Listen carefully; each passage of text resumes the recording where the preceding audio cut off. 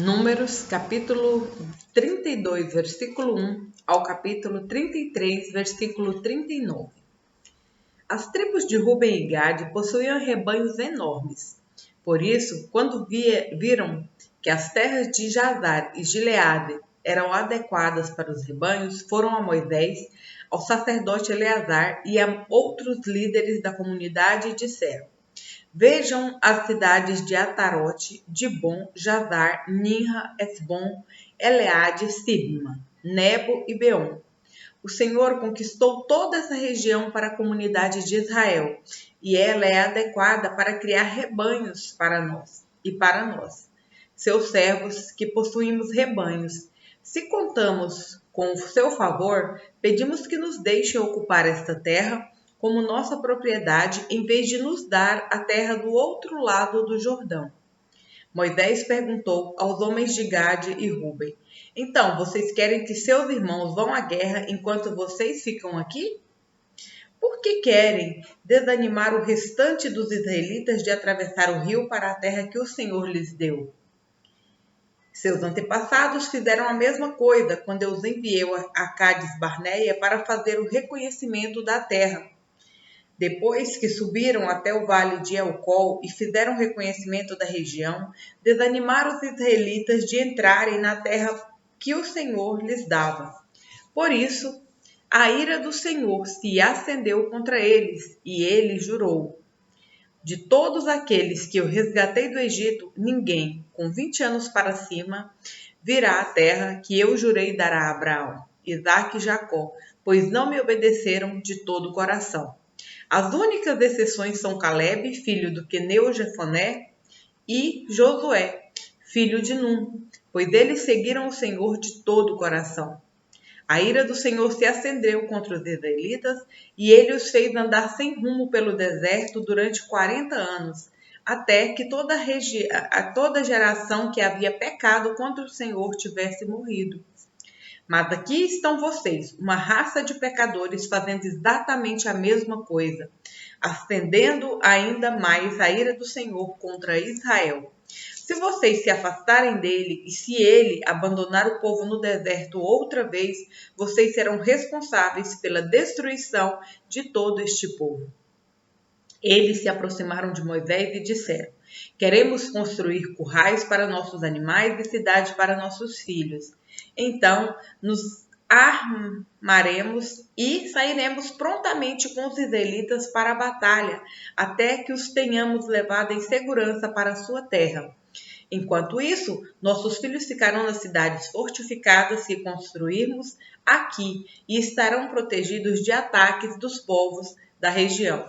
Se voltaremos a nossos lares quando todos os israelitas tiverem recebido só voltaremos aos nossos lares quando todos os israelitas tiverem recebido suas porções de terra. Não exigimos, porém, terra alguma do outro lado do Jordão. Preferimos viver aqui do lado leste do Jordão e aceitamos essa região como nossa herança na terra.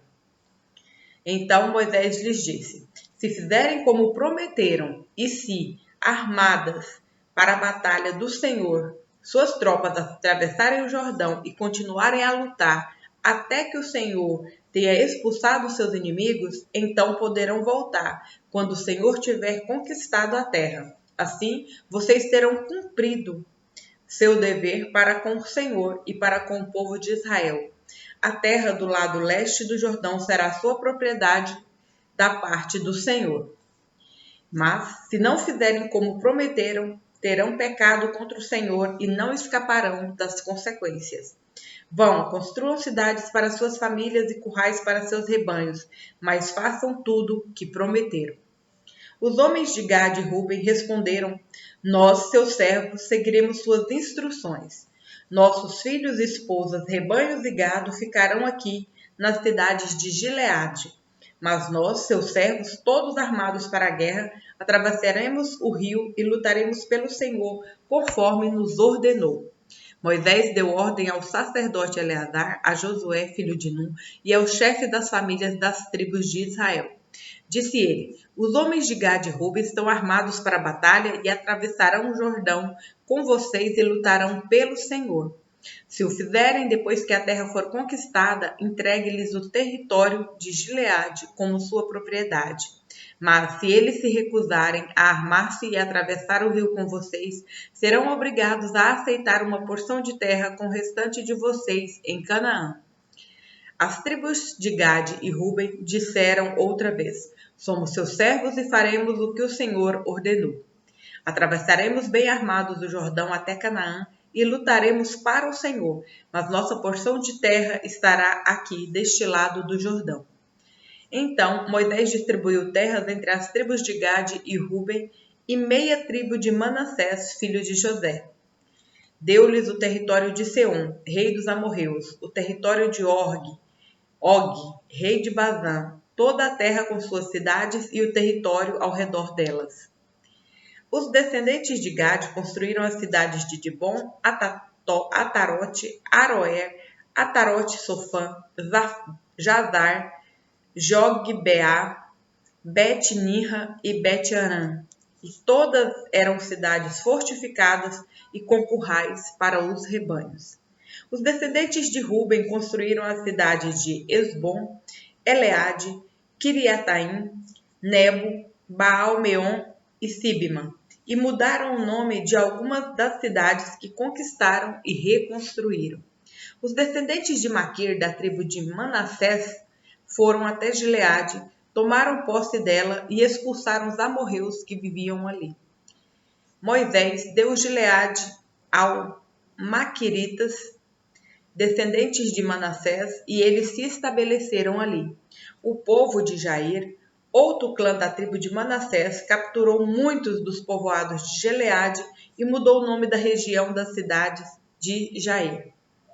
Enquanto isso, um homem chamado Noba conquistou a cidade de Quenate e as vilas ao redor e deu seu próprio nome à região, chamando-a de Noba. Este é o percurso que os israelitas fizeram quando saíram do Egito, organizados segundo suas divisões, sob a liderança de Moisés e Arão. Por ordem do Senhor, Moisés guardou um registro escrito de seu progresso. Estas são as etapas das jornadas, identificadas pelos lugares onde passaram ao longo do caminho.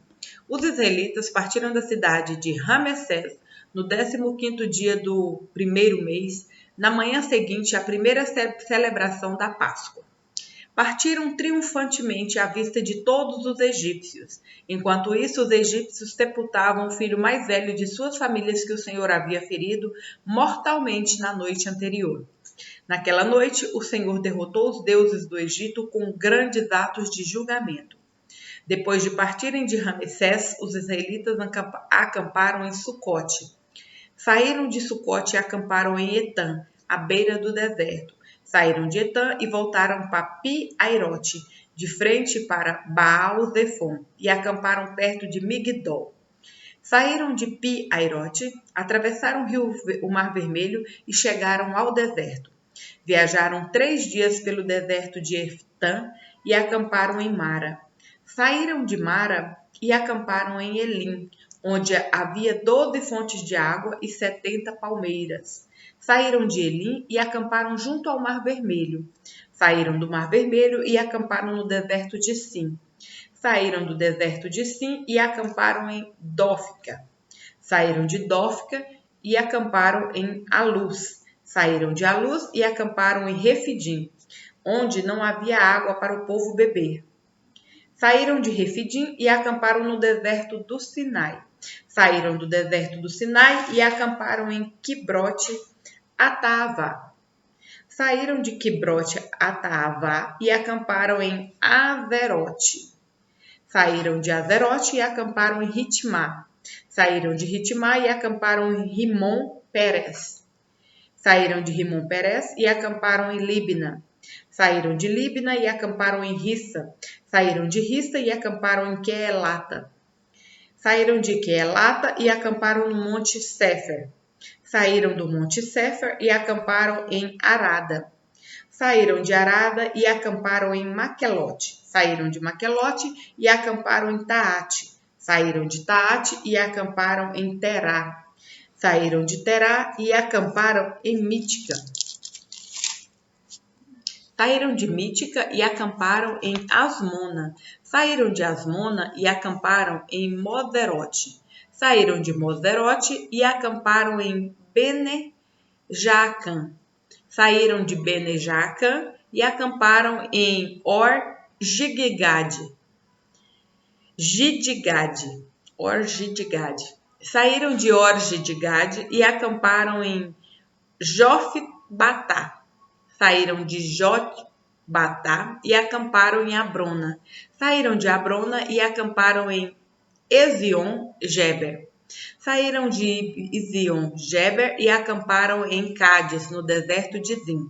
Saíram de Cádiz e acamparam no Monte Or, na fronteira de Edom. Enquanto estavam ao pé do Monte Or, por ordem do Senhor, o sacerdote Arão subiu ao monte e morreu ali. Isso aconteceu no primeiro dia do 5º mês, 40 anos depois que Israel saiu do Egito.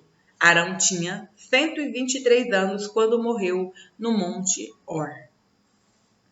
Lucas, capítulo 4, versículos 31 ao capítulo 5, versículo 11. Então Jesus foi a Cafarnaum, uma cidade na Galileia, onde ensinava na sinagoga aos sábados. Ali também o povo ficou admirado com seu ensino, pois ele falava com autoridade.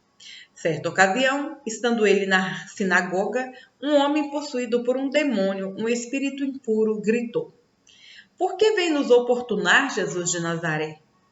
Veio para nos destruir? Sei quem você é, o Santo de Deus. Jesus o repreendeu, dizendo: Cale-se, saia deste homem. Então o espírito jogou o homem no chão à vista da multidão e saiu dele sem machucá-lo. Admirado, o povo exclamava: Que autoridade e poder ele tem! Até os espíritos impuros lhe obedecem e saem quando ele ordena. E as notícias a respeito de Jesus se espalharam pelos povoados de toda a região. Depois de sair da sinagoga naquele dia, Jesus foi à casa de Simão, onde encontrou a sogra dele muito doente, com febre alta. Quando os presentes suplicaram por ela, Jesus se pôs ao lado da cama e repreendeu a febre, que a deixou. Quando o sol se pôs e a deixou, ela se levantou de imediato e passou a servi-los. Quando o sol se pôs, as pessoas trouxeram seus familiares enfermos até ele. Qualquer que fosse a doença, ao pôr as mãos sobre eles, Jesus curava a todos. Muitos estavam possuídos por demônios que saíam gritando: Você é o Filho de Deus. Jesus, no entanto, os repreendia e não permitia que falassem, pois sabia que ele era o Cristo. Logo cedo, na manhã seguinte, Jesus retirou-se para um lugar isolado. As multidões o procuraram por toda parte e, quando finalmente o encontraram, suplicaram que não as deixassem. Ele, porém, disse: Preciso anunciar as boas novas do reino de Deus também em outras cidades, pois para isso fui enviado, e continuou a anunciar a mensagem nas sinagogas da Judeia. Estando Jesus à beira do lago de Genezaré, grandes multidões se apertavam em volta dele para ouvir a palavra de Deus. Ele notou que junto à praia havia 2 barcos vazios, deixados por pescadores que lavavam suas redes. Entrou num dos barcos e pediu a Simão, seu dono, que o afastasse um pouco da praia. Então sentou-se no barco e dali ensinou as multidões. Quando terminou de falar, disse a Simão: Agora vá para onde é mais fundo e lancem as redes para pescar. Simão respondeu: Mestre, trabalhamos duro a noite toda e não pegamos nada. Mas, por ser o Senhor quem nos pede, vou lançar as redes novamente. Dessa vez, as redes ficaram tão cheias de peixes que começaram a se rasgar. Então, pediram ajuda aos companheiros do outro barco e logo os 2 barcos estavam tão cheios de peixes que quase afundaram. Quando Simão Pedro se deu conta do que havia acontecido, caiu de joelhos diante de Jesus e disse: Por favor, Senhor, afaste-se de mim, porque sou um homem pecador. pois ele e seus companheiros ficaram espantados com a quantidade de peixes que haviam pescado, assim como seus sócios, Tiago e João, filhos de Zebedeu. Jesus respondeu a Simão: Não tenha medo, de agora em diante você será pescador de gente. E assim que chegaram à praia, deixaram tudo e seguiram Jesus. Salmos capítulo 64, versículos 1 ao 10. Ó Deus, ouve minha queixa, protege-me das ameaças de meus inimigos, esconde-me das tramas dessa multidão perversa, do tumulto dos que praticam o mal. Eles afiam a língua como espada e apontam palavras amargas como flechas. De emboscadas atiram nos inocentes, atacam de repente sem medo algum. Animam uns aos outros a fazer o mal e planejam como preparar armadilhas em segredo. Quem nos verá? Perguntam. Enquanto tramam seus crimes, dizem, criamos o plano perfeito. Sim, o coração e a mente do ser humano são astutos. Deus, porém, os atingirá com suas flechas e repentinamente os derrubará. A própria língua os levará à ruína, e todos os que vivem balançarão a cabeça em desprezo. Quando isso acontecer, todos temerão, proclamarão as obras de Deus e entenderão o que ele faz. Os justos se alegrarão no Senhor e nele encontrarão refúgio. Os que têm o coração íntegro o louvarão. Provérbios, capítulo 11, versículo 22. A mulher bonita, mas indiscreta, é como anel de ouro em focinho de porco.